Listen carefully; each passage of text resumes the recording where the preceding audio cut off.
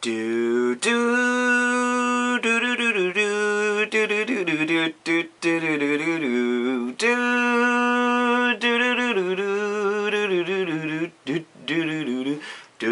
do do do do. Hello divas, and welcome to a very sad Friday. A sad Friday that's filled with memories. A Friday that's filled with laughs. A Friday that we will remember.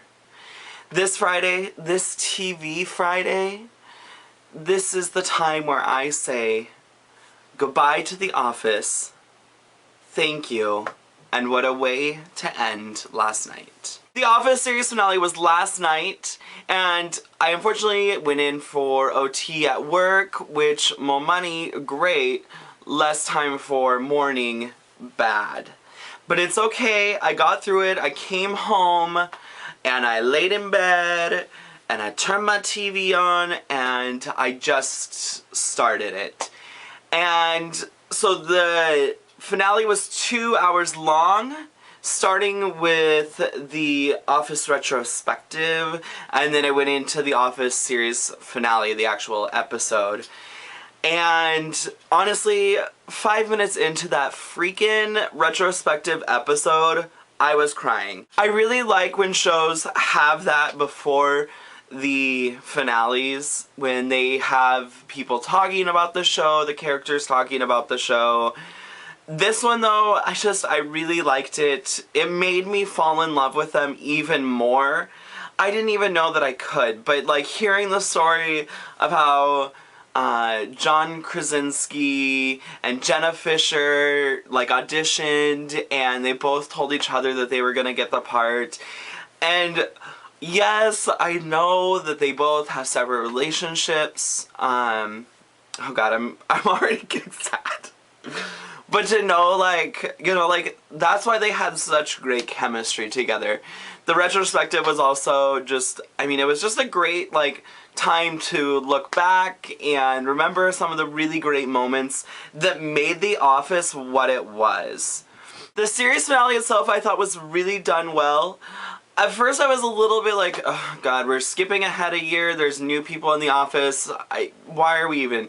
But it makes sense, I mean, this is like an American workplace, people come, people go, blah blah blah, it worked well. Obviously there were a lot of things that happened. I think that the moment that really got me the most, and I think that everyone will agree, and I should probably say right now there are spoilers ahead. Spoilers! I thought it was really great how the writers had Michael come to the wedding. And it was funny, you were crying. I read some tweets and I was like, oh god, this is exactly what we're all thinking. I never knew that That's What She Said joke could make me cry. And it was just the relationship that Dwight and Michael had. I think that it was really just like well done, and it was nice to see Michael. It was nice to know what had happened to him, that he had had children and he was a proud papa. And then when he was like, you know, talking about Jim, Pam, Dwight, and Angela, he's like, it's like my children grew up and all got married to each other. Oh god. And Ryan and Kelly ended up together, maybe, sort of, for a little bit. And then, you guys, it was a really great finale. I just really appreciated how we got to see everyone's stories come to an end, to understand, like, where they were going in life. It was just really touching. Obviously, Jim and Pam will go down in history as one of TV's favorite couples. I think that their story has been, well, so well told this season. Not the series finale, but the episode before last, I was in shambles. When he gave, oh god, when he gave her the letter that he had been holding on to for so long, I mean, that was so touching. And I like that, you know, Pam didn't reveal what was in that letter, that was something that she wanted to keep private. But I think that it just, like, really reassured us that, like, they were a normal couple who went through things, but they really were living a fairy tale. I want a Jim and Pam, and honestly, I will say this for the record, I know a lot of people liked Michael, or Dwight, or Jim. I liked Pam. Pam was probably my favorite character on this show. I just thought, like, I just loved her, like, gentleness and her caring nature. She always cared for Michael. She always cared for Dwight. So she just was a really, like, genuinely good person and character, and I mean, Jenna Fischer's cute. So the other thing that I just thought was really funny and touching was when Erin finds out that Joan Cusack and Ed Begley Jr.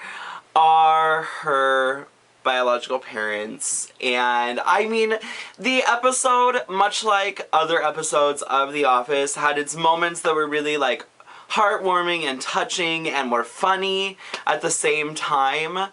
And I am really sad to see the show go. I just think that this show captured something really special.